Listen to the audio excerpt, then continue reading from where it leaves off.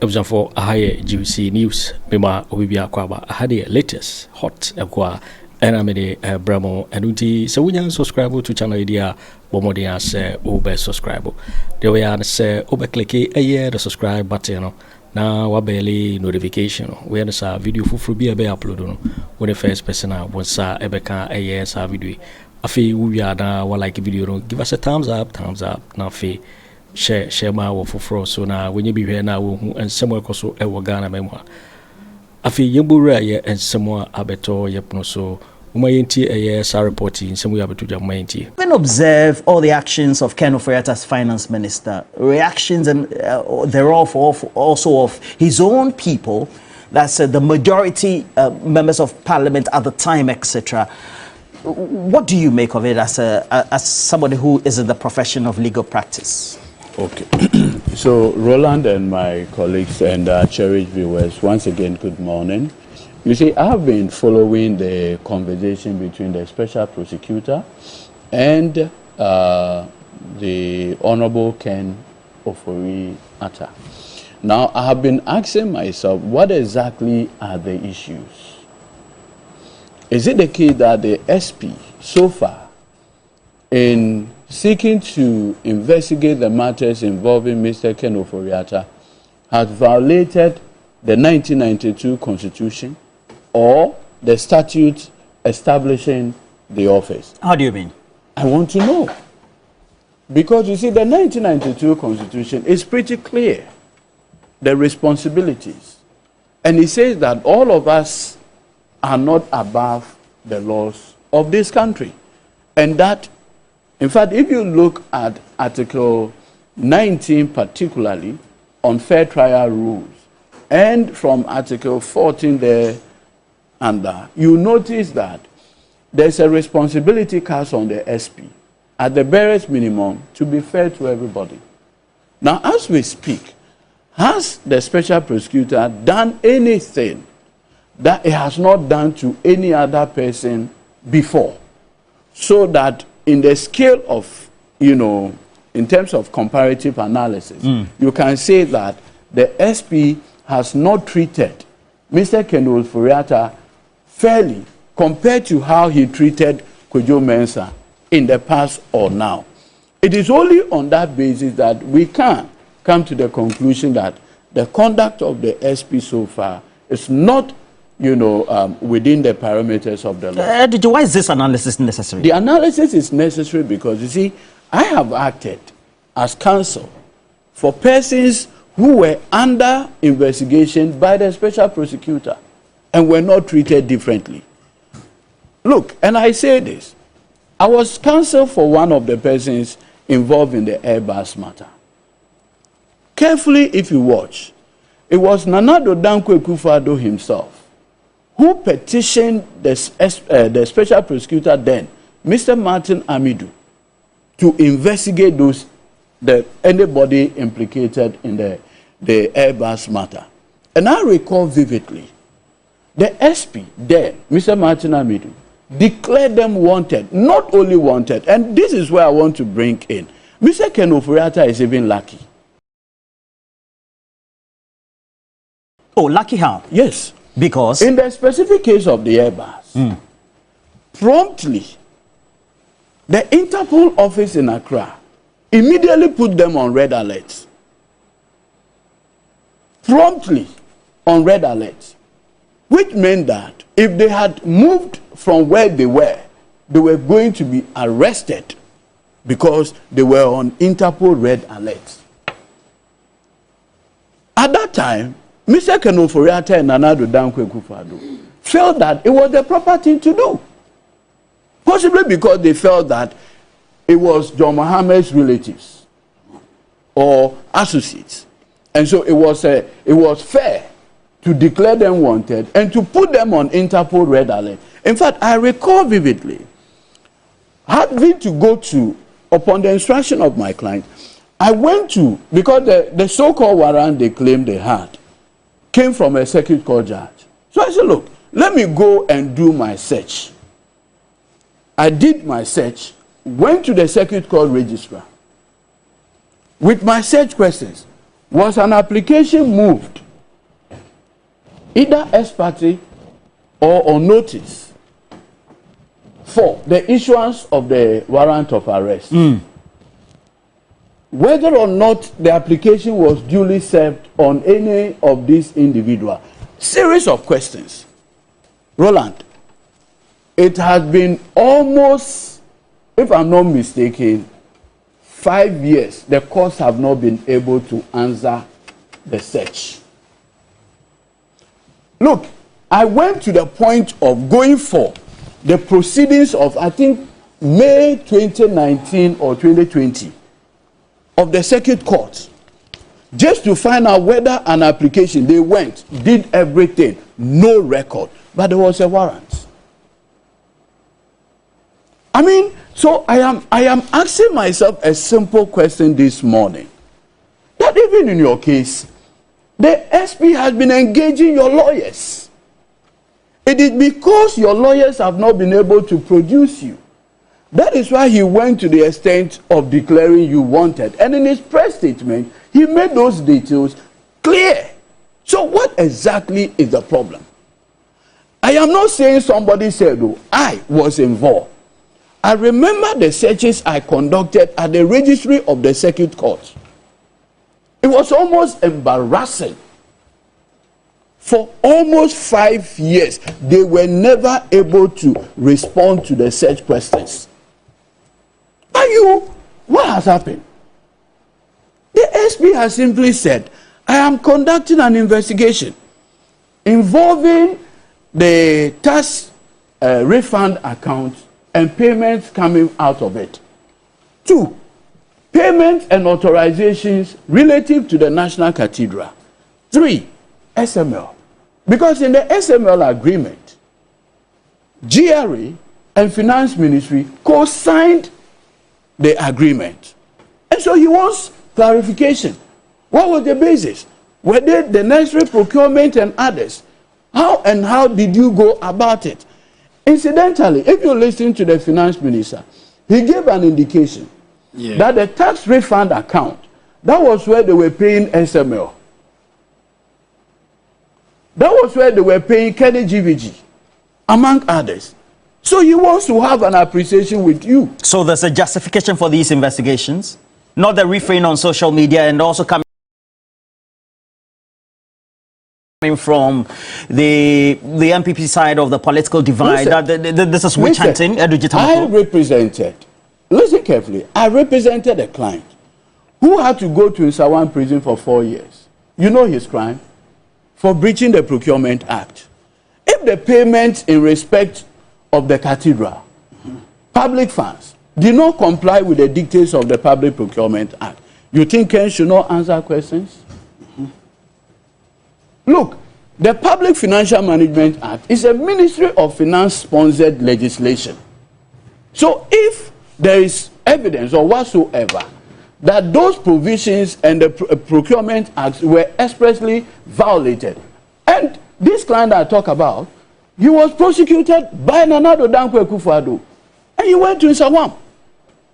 So if tomorrow it turns out that in Ofori Atta dealing with public resources, ABCD legislations were violated, I mean, the law of this country should take its course.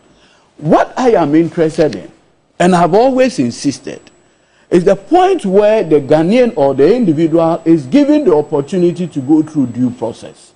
So far, has the special prosecutor violated any due process requirement? No. 2, is it within the remit of the special prosecutor to declare a person wanted? Yes. It has been suggested that the SP requires a court order to declare a person wanted. Question, was that done or not? If all these requirements were fulfilled, what exactly is the brouhaha about? What are the issues? So, in whatever conversation that we are having today, what we should be asking is, has the special prosecutor done anything unwarranted by law? First of all, the SP is a creature of statute. Has he violated the statute establishing him? If he has not, what is that? Now the question, again, which we should all be asking, whether the courts can, as it were, injunct law enforcement agencies from investigating a criminal matter. The mere fact that you are investigating a criminal matter does not itself mean that the person is guilty.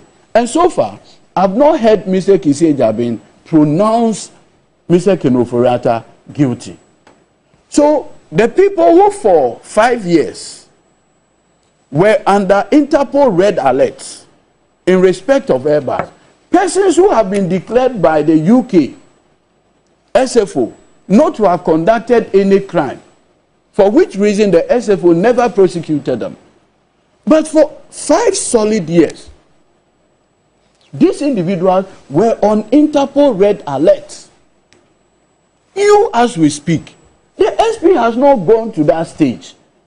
The SP has not asked the Interpol office in Accra to put you on the red alert, for which reason you can't even enter into an airport. That has not been done. So, in fairness to the special prosecutor, has he handled Mr. Ken Ofori Atta differently than he had handled other people in the past? No. In fact, those people still feel that they have not been treated by the special prosecutor then. That's Mr. Martin. Whether they have a basis or not, that's a discussion for another matter. But I'm saying that even in that case, they went to the extent of having been to be placed under Interpol red alert. As we speak, Mr. Kennedy Agyapong has not done that. And in fact, this morning, I just read a statement like you just read on the... Is it from the OSP? Yes, where the SP is saying that, listen, upon interaction with your lawyers, I decided to what? Take you off the fugitive list. The fugitive list. I mean, that's extraordinary. And he says that he did that basically on the altar of magnanimity, fellow feeling. Then you go and say, no, I disagree. What exactly are some people trying, with the greatest respect, to use engineering, maybe legal, to frustrate this investigation? Okay. If that is the case, let us all be clear. But so far, my learned senior here, he's a lawyer. Maybe the SP had based some laws that I'm not saying. Maybe his intervention will show. But as it stands now, if I do the comparison, where others were placed on Interpol red alert based on a petition filed by Mr. Akufo Addo himself to the then special prosecutor Martin Amidu, and what is happening today, this is even a fairer engagement, where lawyers have been engaged prior to this intervention. But you know, when you go to Interpol and its site, it gives notice to the public in general as to why red alert are issued, and the countries who then give notice to Interpol for them to issue those red alerts. And gladly, just by way of education, we'll go to their site and also you get to see that they also do indicate that they have no right to be issuing red alerts unless the country that is undertaking the so-called investigation of an act on omission would give them those notice. And they say a red notice is an international alert for a person who is wanted, but necessarily is not an arrest warrant. They also do indicate that why red notices are being issued for individuals, because they are used to alert police in all member countries about internationally wanted fugitives. And the special prosecutor, coterminous with what the actions and the objectives and the functions of Interpol are, says in its latest statements, and as also you'll find on the website of Interpol, that the red alert will be issued based on the firm conviction that the so-called that the special prosecutor believes that it has, that it still will insist that the red alert will be issued if the former finance minister Ken Ofori Atta fails to show up on June 2. Now, And you see, before you bring in, you see, if you recall, in the 70s, there was a High Court judge, my Lord Justice Roger Kosa. National Security Operative then used to follow Kojo Kyeremanteng with all kinds of excuses. So he went to court to seek perpetual injunction to restrain the National Security Operatives from following him. The judge says no. He cannot perpetually injunct law enforcement officers from doing what is lawfully permitted, from, carrying out their duties. So, as we speak, at least let us be clear in our minds. What exactly are we saying? That Ken cannot be investigated? Is that what we are saying? Or is the declaration of him wanted?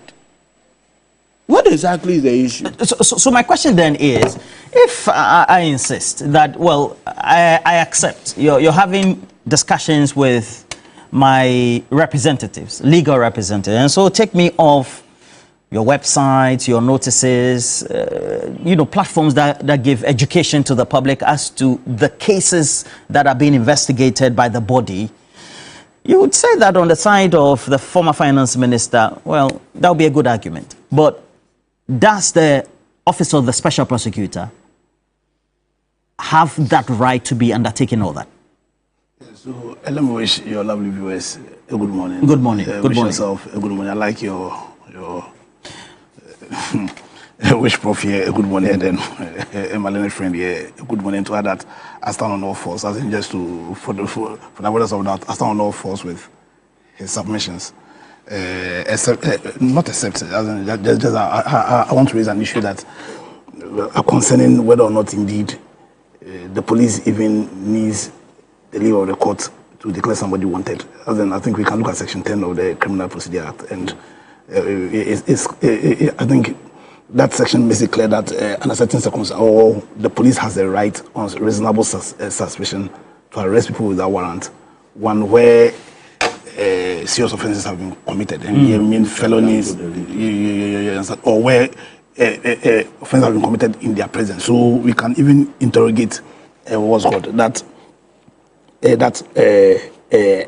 argument. Also, I think the law that created the OSP under Section 28 gave the OSP powers akin to the police. So then the question is, does those powers also mean that they can use the powers that the Criminal Procedure Code has granted the police to be declaring people wanted or to be declaring people fugitives? And thirdly, when we say fugitive, what do we mean? A fugitive is essentially somebody who is being investigated, who is out of the jurisdiction, and who has not indicated when they'll be returning to the jurisdiction. In the declaration that OSP made, I think he made it clear that by way of the correspondence he was having with Ken indicate that he did not know when he was coming back to the country. Do you understand? And that he was out indefinitely. Does not make him a fugitive. See, we all need to recognize that one of the abiding principles of the rule of law is equality before the law. Nobody is above the law, not even the president of Ghana. And that's why the Constitution deliberately gave the president immunity. In recognition of the fact that we are all equal before the law, because the quest of Ghanaians to sustain this democracy is to create the right political culture, one that will hold political leadership accountable. You think this is the right political culture? Listen, I said the quest of Ghanaians is to create the right political culture that will hold political leadership accountable. Exactly. All with the aim of consolidating the rule of law. And I think my only disappointment with what the OSP has done, and this is to reiterate my position here when the discussion came up again, that he did not have the courage to start this investigation a long time ago. You mean he could have even undertaken it under the regime of Nana Akufo Addo? He should have done that a long time ago. It's too late in the day? It's not too late. Is that what you're claiming? I'm not saying that, because we all need to understand that criminal actions do not expire. So a criminal act cannot be as an act to investigate a criminal action cannot be said to be too late. I'm saying that my only disappointment is that Ghanaians had to put out the incompetent Nanado regime before the OSP suddenly found courage to do the needful.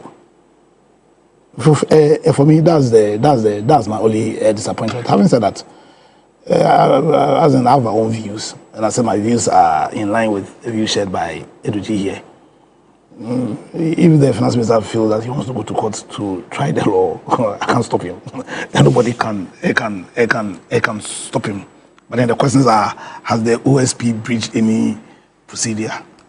Has he breached any due process? Has he breached any law? Is he acting ultra-virus? The powers that he has? Those are the critical questions. And is there any law that says how people should be how people are declared fugitive? Because I recognize that in the action they have an issue with the press conference where, and I don't know whether there's any law that prescribes how somebody is declared fugitive.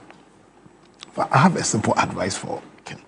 What's that? Ken Ofori Atta. What's the advice? The advice is simple. For somebody who has had the privilege of having served Ghana at the very top position, not at the highest, but at the very top position, who took an oath to protect, defend the laws of this country, he should subjugate himself to due process. Subjugate? Yeah, he shouldn't be given the impression that he's running away from the law. Because, in my view, that's the impression he's given. Because where you sent a letter to the OSP, that is that you do not know when you are coming back to the country. And so you don't know when you will become the committee. Then what do you expect the OSP to do?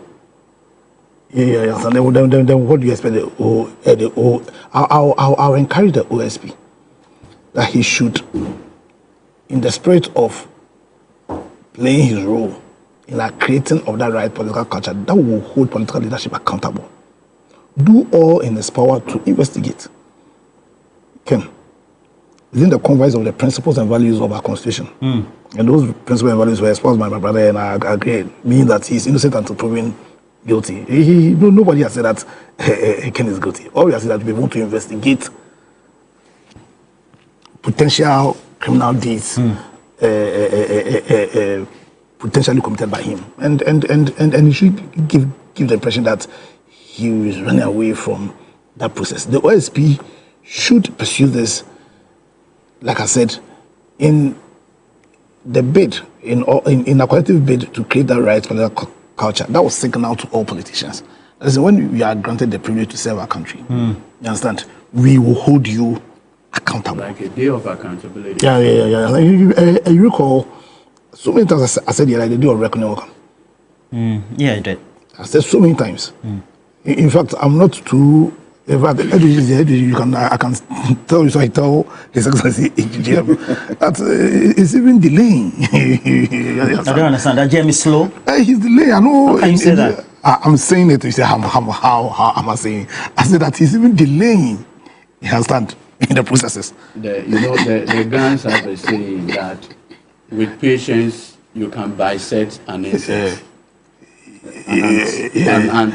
Yeah, but you can bisect an ant with the benefit of patience. Yes, but the day of reckoning must. You see, he must hasten. I know how. He must hasten that day. You want to see blood. Yeah, that day. No. I just want justice. A lot of caution. I just want justice, not blood. I just want justice. Right. So I'm saying, I said, the day of reckoning will come. Okay. Yeah. So the OSP, who the people of Ghana have mandated, should hasten that process. But let me also add to conclude that the movement for change give a raft of policies in how we battle corruption. I think it is necessary that in the GTP. I reiterate this. And my personal view is that the OSP is not independent, because that provision that says that all criminal prosecutions will be done by the Attorney General has not been amended. People were questioning Professor Ayeni when he asked the OSP to make, but really, the Attorney General is the one seized with the powers to initiate all criminal proceedings. If we want the OSP to be independent, I think that we need to amend the we the certainly need to amend the act. Other than that, we can't have the OSP being truly independent. Also, we have scattered our anti-corruption agenda in different laws and in different bodies. I think the time to consolidate all of them under one body of law is now. So it will make fight against corruption easier. I know that His Excellency, as one of his core mandates, is to review, and indeed he has commissioned what's called a team that reviewing potentially the amendment of the constitution. Led by H. Kwesi Prempeh. And then and I know and all the people there, that they consider critically the amendment of the powers of the AG to have an OSP who is truly independent. You know, under the old regime, there are so many instances of let's do something to represent something, no commitment.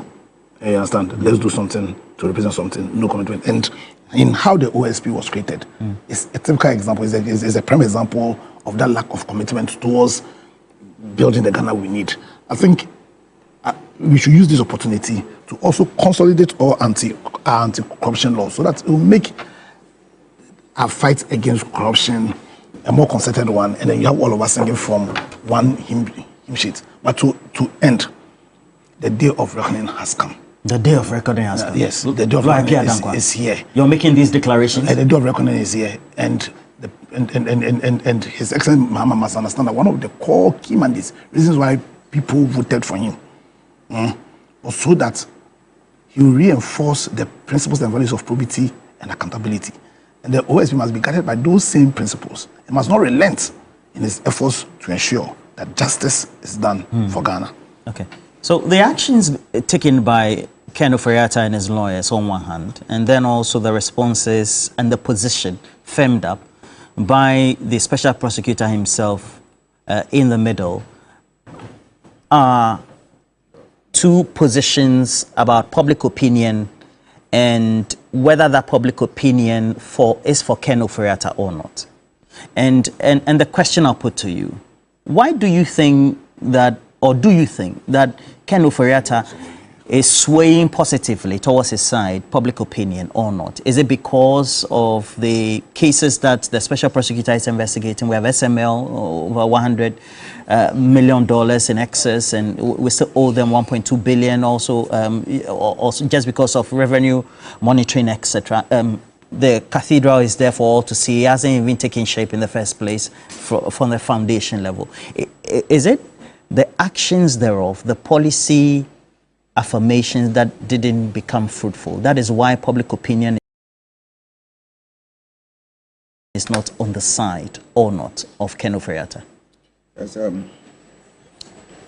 Roland, good morning to you. Good morning, Dr. Tutu Boahen. Good morning to my seasoned lawyers, and good morning to our viewers. I think that, you see, I personally, I hate corruption. You hate corruption? Exactly. When it has to do with, public officials and all that. And I believe that, this is one thing that has actually, created so much, issues for Ghana, going forward. Come to think of the amount of money we lose through corruption and its related activities. And I believe that, you see, this whole saga between the former Minister of Finance, Ken Ofori Atta, and then the OSP, I believe that, look, we need to, as a country, analyze this issue fairly, whether on the side of Ken Ofori Atta or whether on the side of the Office of the Special Prosecutor. Issues such as, fair hearing, has come up.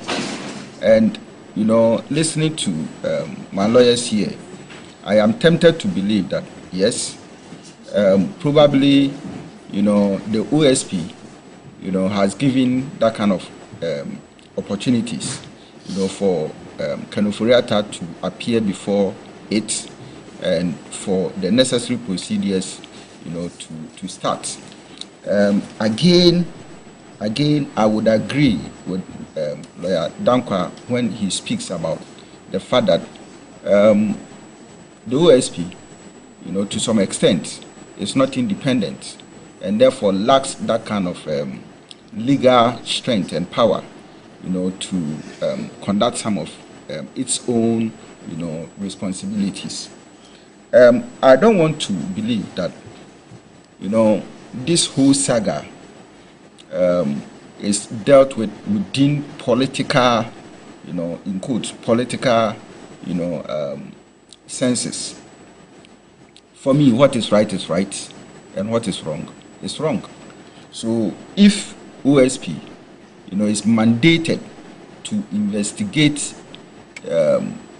behaviors related to corruption and has the powers to do that, yes, of course, nobody can, as it were, go and then say that the OSP has not performed his or her duties well or not. The point still remains that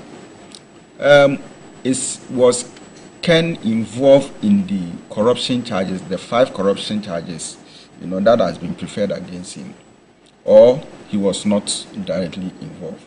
And that means that the OSP probably could have done his work or its work very well, to understand his level of involvement or otherwise. And then, put it before whatever, institution, or if it has to do with the public. You see, Roland, when the public do not have information as to whatever is happening, speculations is what come up. And hearing you're saying the public doesn't have information from which side? Because the OSP has come out to make some declarations by way of information. So when we listen to the press conference that the OSP held, and then the SP, was talking about, the depth of information regarding the fact that Ofori Atta probably is absconding, or probably is not, coming up with whatever he has to do to make the process smooth. We don't really get it. I see City FM had a live broadcast with this guy. What's the name? Sami Darko. We also did. Okay, you also had it? Yeah. Okay, sure. All right. Probably I didn't have the privilege of fine. listening to, And in that instance, Sami Darko was of the view that, yes, they had given enough, time to Ofori Atta to present himself. You see, as at the time he was making that statement, I was thinking that, and again, this is where I agree with Lawyer Dankwa with regards to the fact that the OSP, is not demonstrating that kind of strength and power. You see, I feel that if what Sami Darko said is something for us to go by, we voted on the 7th of December, isn't it? Mm-hmm. Okay. And then on the 7th of January, the president was sworn in. And then on the 12th of February, Ofori Atta was declared a fugitive. 6 days later, that sanction was lifted off him. Now, my question is this. If what Sami Darko said, and here this is what he said, that they started the process long ago.